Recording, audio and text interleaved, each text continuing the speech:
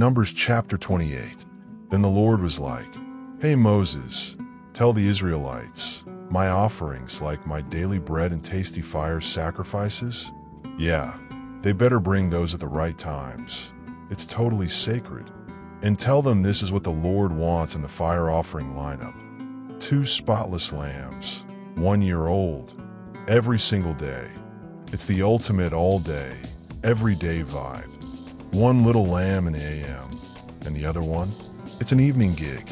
Serve it with a side of flour, like 1/10 of an ephah, mixed with a splash, that's a 1/4 part of a hin, of the best extra virgin olive oil. This daily fire ritual, it's been the deal since Mount Sinai, and it smells amazing, super sweet to the Lord. Oh, and don't forget the drink offering, 1/4 hin of strong wine. Pour it out in the holy spot for the Lord, like cheers to the Almighty. Then, when you offer that second lamb in the evening, same deal, flour, oil, and wine. Just like breakfast, but dinner edition. But wait, there's more. On the Sabbath, double it up. 2 lambs, flawless as always, and 2/10 of flour with oil.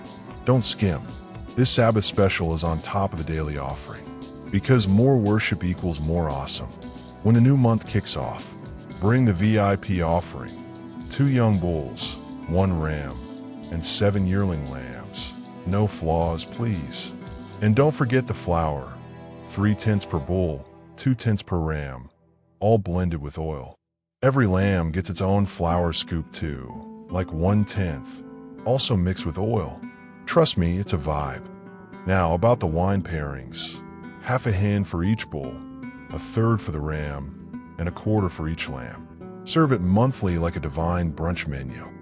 Also, toss in 1 goat for a sin offering, because grace is always on the table. Oh, and this is all extra. Still do the daily offering too. Now listen, the 14th day of the first month, that's Passover, babes. And starting the 15th, it's party mode. 7 days of no fluffy bread. We're going unleavened. Day 1, holy hangout. Don't even think about doing chores. You'll totally need to bring some fire. 2 bulls, 1 ram, and 7 spotless lambs. That's your burnt offering starter pack. Each bull, 3/10 of flour with oil. Rams get 2/10. Lambs each get 1/10 with oil. No exceptions. Oh, and don't forget a goat for a sin offering. Keeps your soul squeaky clean. These are on top of the daily morning offerings. Keep both going strong. Repeat that lineup for 7 days straight. Burnt offerings, drink pairings, all the fire for the Lord. And yes, the regular daily stuff too. Day 7, another holy gathering. Chill out, like no hustle or bustle. Fast forward to first fruits, the day after the wheat week wraps. It's another holy get-together. Again, cancel your to-do list. Bring your burnt offering game. 2 bulls, 1 ram, 7 yearling lambs. The Lord loves a sweet-smelling sacrifice. And yep, flour with oil again. 3/10 per bull, 2/10 per ram. 1/10 for every single lamb. You know the drill. And toss in a goat, because you always want to be spiritually covered. All of these, add them to the regular daily lineup. Bird offerings, meat offerings, and drinks. And remember, flawless only. No blemish allowed. Numbers chapter 29. On the first day of the 7th month, the Lord was like, "Party time, dudes. Total holy hangout. No chores allowed. It's trumpet blasting day, so make it loud and fab." And the Lord's like, "Bring me a burnt offering that smells totally amazing. 1 young bull, 1 ram, and 7 spotless lambs, all yearlings.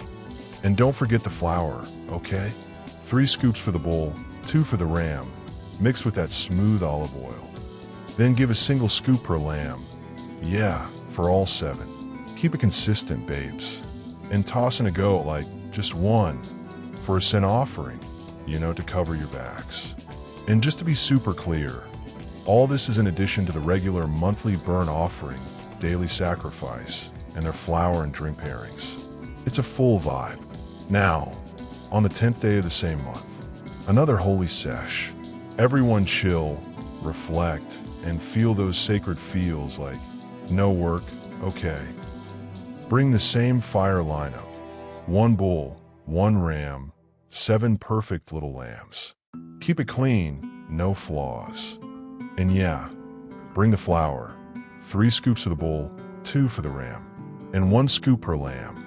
Keep that flour/oil combo flowing. Oh, and 1 goat for a sin offering. This one's in addition to your usual atonement sacrifice, plus the daily offerings and all their flour and drinks. It's a total bundle deal. Then on the 15th day of this month, another sacred kickback. No working. 7 whole days of partying with the Lord. Start it right with 13 bulls, 2 rams, and 14 flawless lambs, all sacrificed in that smoke and fire. Flour offerings? Yup. 3 scoops for every one of those 13 bulls. 2 per ram. There's 2, remember. And yep, 1 scoop for each of the 14 lambs. Every single one. Toss in a goat again for sin coverage. And remember, this is all extra on top of the daily sacrifice lineup, with its flour and wine, duh. Day 2, drop it down to 12 bulls, 2 rams, and the same 14 flawless lambs. Flour and wine offerings stay the same. Follow the party instructions. Plus a goat, of course, for sin stuff. Added to the daily fire routine. 3rd day, bring 11 bulls, 2 rams, and 14 lambs. You know the drill. Keep those flour and drink amounts on point, based on what you're bringing. Don't get sloppy. And yes, another goat for sin, always with the sin goat. Plus your regular daily offerings. Day 4, 10 bulls now, still 2 rams. And yes, the same 14 perfect lambs. Bring all the flour and drink combos as usual. Each one gets its portion. Oh, and don't forget, 1 more goat for a sin offering. This goes with the daily burnt stuff, its flour, and its drink pairings. On the 5th day, bring 9 bulls, 2 rams, and 14 totally flawless lambs. All yearlings, no blemish, duh. And don't forget the flour and drink pairings for each bull, each ram, and every little lamb. It's got to be by the book. And of course, toss in 1 goat for the sin thing. And all this is on top of your usual daily fire offering with flour and drinks.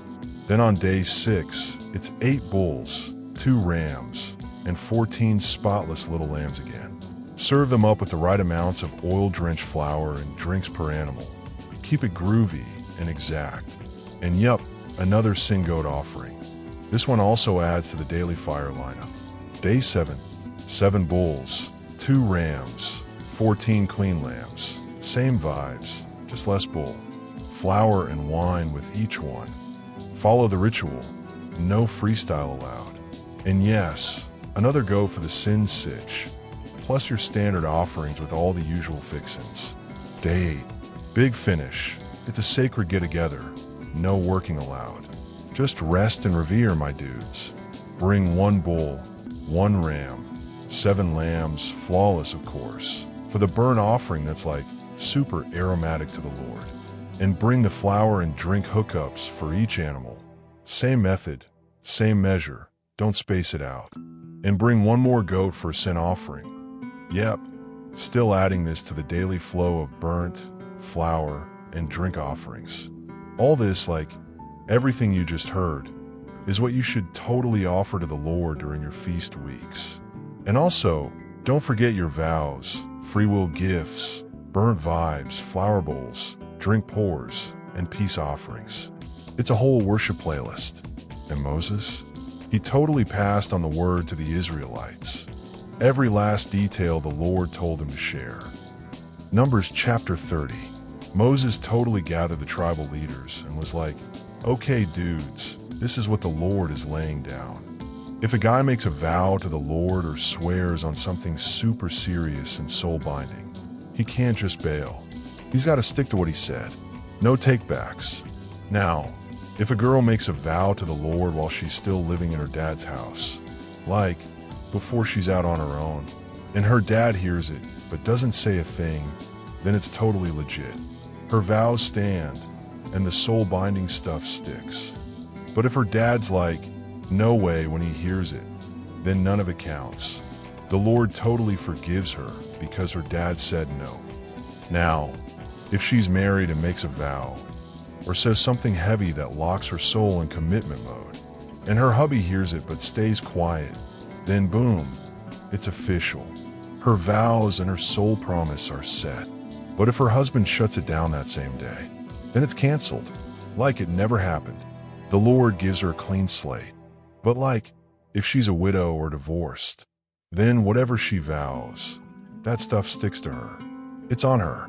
Same thing if she's living with her husband and makes a vow or says something soul-binding, and the husband hears it but says nothing, then yeah, it's all locked in. But if he straight up cancels it the day he hears it, then whatever she said is totally null. The Lord forgives her. Basically, any vow or deep promise that messes with her vibes, her husband can either keep it or nix it. And if he's just vibing and doesn't say anything for a while, then he's giving it a thumbs up. All her vows and bonds are officially approved. But if he suddenly changes his mind after being chill about it, then he's responsible for the fallout. These are the rules the Lord gave Moses, all about promises between a dude and his wife, or a dad and his daughter while she's still living under his roof. Numbers chapter 31. Then the Lord was like, hey Moses, listen up. Time to totally get justice for the Israelites against the Midianites. And after that you'll be reunited with your ancestors. So Moses told the people, okay, my dudes, gear up for battle. We gotta serve some righteous payback to Midian. This one's for the Lord. Let's send 1,000 from each tribe, 12 tribes total, 12,000 warriors, bro. And boom, 12,000 warriors got chosen, ready for action. Moses sent them out, 1,000 from each tribe. And Phinehas, Eleazar the priest's son, went with them, carrying the holy gear and some sick trumpets for battle jams. And just like the Lord said, they totally wiped out the Midianite dudes. They also took out the 5 Midianite kings, Evi, Rechum, Zur, Hur, and Reba, and even that sketchy dude Balaam got the sword treatment. The Israelites captured all the Midianite women and kiddos, and snagged all their cattle, flocks, and stuff.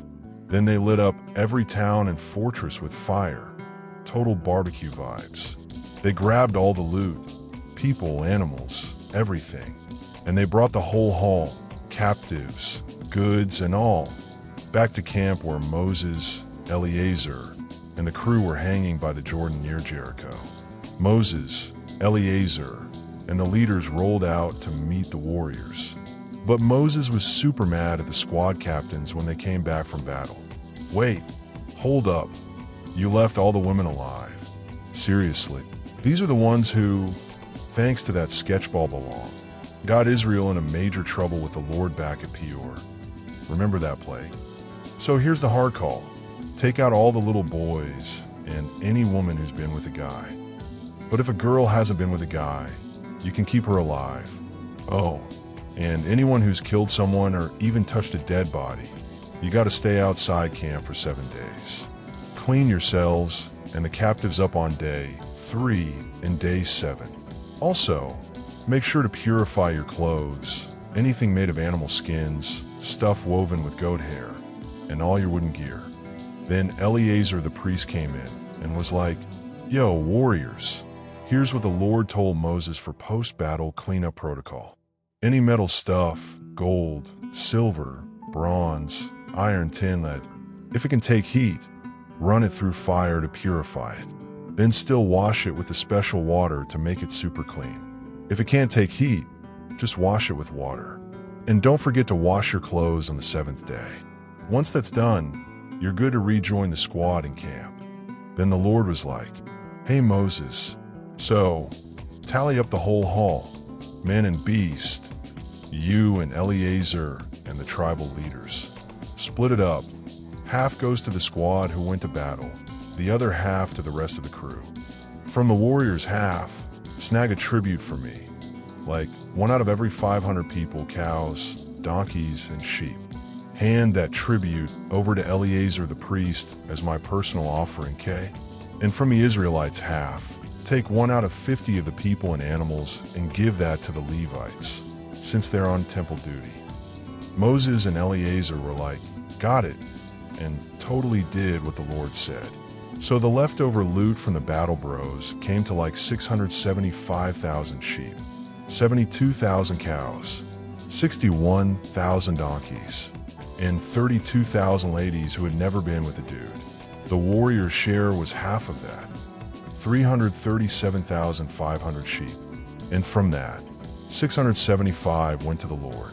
There were 36,000 cows, with 72 of those going to the Lord too. There were 30,500 donkeys, with 61 of those set aside for the Lord. Out of 16,000 women, 32 went to the Lord. Moses passed all that Lord tribute to Eleazar like the Lord told him to.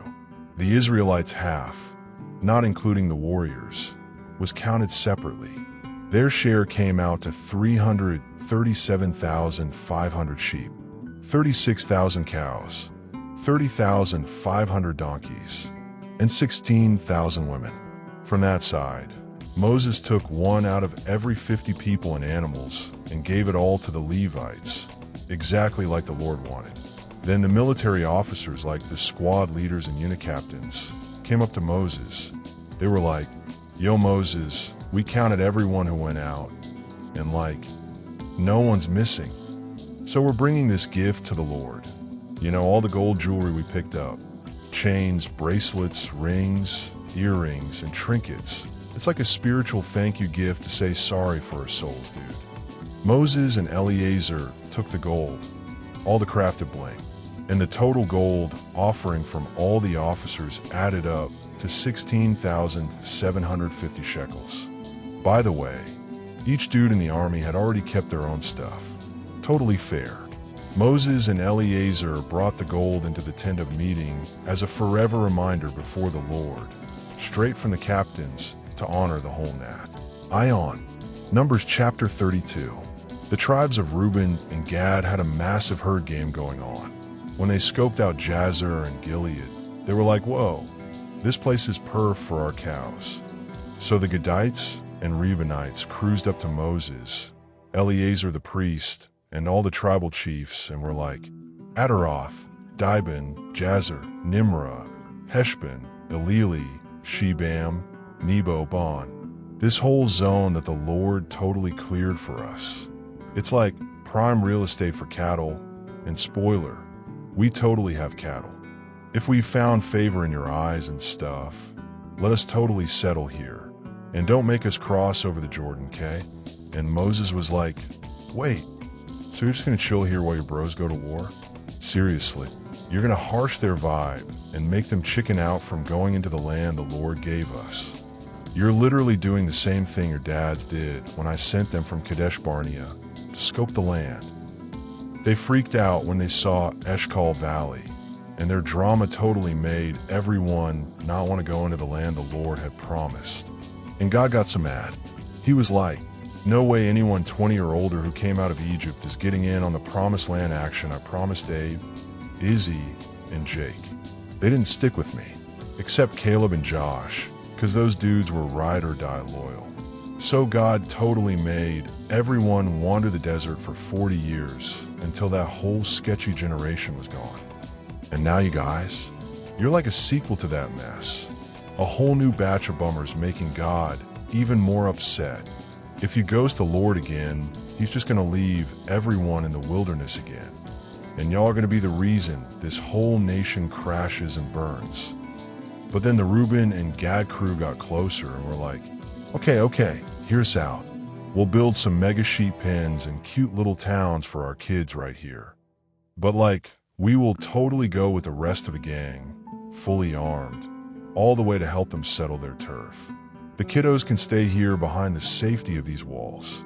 We're not even thinking of heading back until everyone has scored their inheritance. We're good with our land over here on this side of the Jordan, east side vibes, and we're not asking for land with the rest of them across the river. And Moses was like, okay, if you're for real about this, if you're all going to suit up and fight for the Lord, and you're down to cross the Jordan geared up until the Lord clears out all the baddies, then you can totally come back home guilt-free before the Lord and before Israel. And yeah, this land will be officially yours. But if you bail, that's a mega sin against the Lord. And don't forget, your sin, it will catch up with you for sure. And Moses was like, alrighty then, go ahead and build some rad little towns for your kiddos and sheep pens for your flocks. Just do what you said you were going to do, okay? And the tribes of Gad and Reuben were like, totally, dude. We're your humble crew. We'll do exactly what you said. No prob. Our wives, our little groms, and all our livestock are going to stay behind in the cities of Gilead. But us warriors, we're fully geared up and we'll totally go to battle before the Lord. Just like you said, Moses. Moses turned to the leaders and was like, okay, listen, if the tribes of Gad and Reuben actually cross over with you guys, fully armed and ready to shred in the name of the Lord, and the land gets conquered, then yeah, hook them up with Gilead as their turf. But if they flake and don't come battle ready, then they'll have to settle in Canaan with the rest of you. No special deals. And the tribes were all, oh, totally, just like the Lord told you, we're on it. We're going to cross over fully armed before the Lord into Canaan, so we can totally lock down our inheritance over here on the east side of the Jordan. So Moses was totally cool with it and handed over the kingdom vibes to the tribes of Gad and Reuben, and even half the tribe of Manasseh, Joseph's crew. They scored the gnarly land that used to belong to King Sihon of the Amorites and King Og of Bashan, including all the wicked cities and countryside hangouts. Then the dude from Gad got to work building their chill towns, Dibon, Adaroth, and Arrow. Total fixer-uppers turned dream spots. Plus they built up Atroth Shaphan, Jazer, kind of sound like a smoothie brand, right? And Jogbehah, all set for maximum goat and sheep vibes. And they added Beth Nimrah and Beth Haran to the list, with sweet fences and livestock zones. Like, everything a herder could ask for, no cap. Meanwhile, the Reuben squad was like, let's get building. So they worked on Heshbon, Elili, and Kirjathaim. Totally retro, but solid digs. They also claimed Nebo and Balmeon, but gave them fresh names because the old ones were kind of cringe. And then there was Shibma, total rebranding moment. Meanwhile, Machir, he's from Manasseh's line, rolled into Gilead, saw the Amorites were squatting there, and was like, nah dude, and booted them out. So Moses was like, respect, and officially gave Gilead to Machir. He totally moved in and made it home base. Then Jair, also from the Manasseh crew, scoped out some tiny towns and was like, dibs, and named the area Haveth Jair, like a little personal shout out. And finally, this dude Nober rolled up, snagged Kenath and its little surrounding villages, and was like, yo, I'm calling this whole place Noba now, peace. Numbers chapter 33. These are the epic road trips of the Israelites, you know? They totally pieced out of Egypt with Moses and Aaron leading the crew. Moses kept a journal of all their pit stops, totally because God told him to. So here's their travel log. They bounced from Ramesses on the 15th day of the first month, like right after Passover. And dude, they strutted out of there so proud, all the Egyptians watching like, whoa. And like, the Egyptians were majorly bummed because they were burying their firstborns. Harsh. God totally showed them who's boss.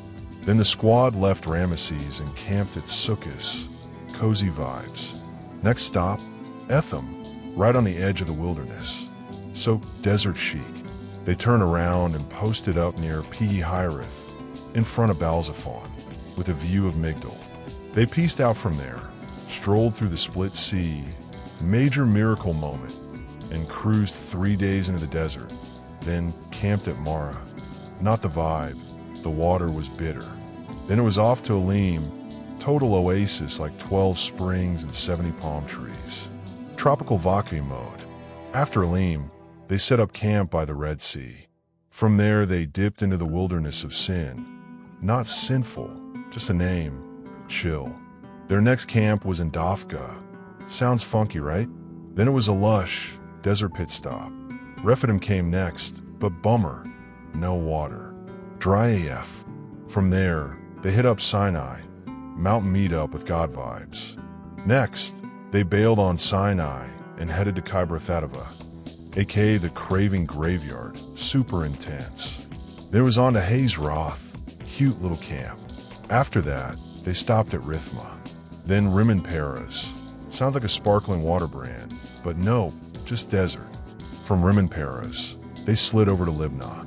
Then it was Rissa, sounds like a girl from Pilates class. They cruised next to Kehelatha, no idea how to pronounce it, but let's roll with it. After that, they chilled at Mount Shaffer, mountain air and good vibes. From Mount Shaffer, they moved to Harada, sounds scary, but probs wasn't. Then it was Makaloth, tent city vibes. From there, they rolled to Dahath, final stop on this scroll for now. Then they totally bounced from Dahath and cruised over to Terra for a chill sesh. And they pieced out of Terra and rolled into Mithka, classic desert hop.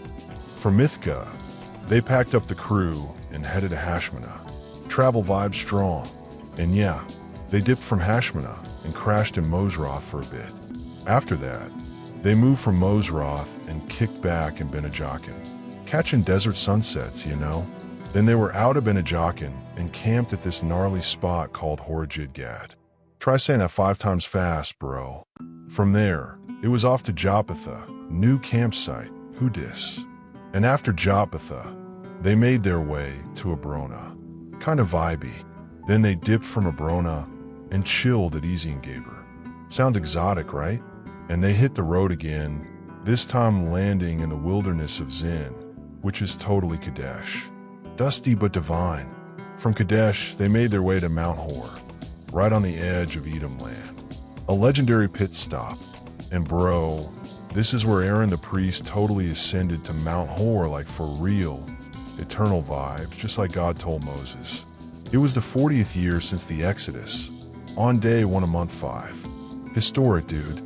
Aaron was 123 years old when he peaced out. That's ancient surfer wisdom age. Meanwhile, King Arad the Canaanite, he lived in the southern end of Canaan, heard the Israelites were coming hot. So the squad rolled out from Mount Hor and pitched their tents in Zalmona. Next stop, Pinon. Same campfire, different zip code. They packed it up from Pinon and hit up Oboth. Then cruised out from Oboth and made base at Ijeabarim, right near Moab's border. Almost there. From Im, they surfed on over to Dibon Gad, and they paddled out from Dibon Gad and dropped anchor at Almond-Ablatham. Say what? From there, they trekked through to the mountains of Abram, right before Mount Nebo, peak chill spot, and they ditched the peaks for the plains, Moab's plains, right near the Jordan by Jericho. They camped out from Beth Jessamith all the way to Abel Shittim. Serious riverside real estate, man. Then God totally downloaded some fresh instructions to Moses right there in the plains of Moab. Hey Moses, tell the people, when you cross over the Jordan and hit up Canaan, you gotta clear the place, kick out the locals, trash all their art and statues, and tear down those high places. They're major bad vibes. Move in, settle down, 'cause I'm giving you this land. It's yours to chill in. Divide it up fair and square. Lots and inheritance and all that jazz. Big families get more, small ones get less. Everyone gets their lot. It's family-style blessings, baby. But if you don't boot out the locals, dude, they'll be like sand in your eyes and thorns in your flip-flops. Non-stop hassle. And real talk, if you don't clear them out, I'll do to you what I plan to do to them. Don't say I didn't warn you.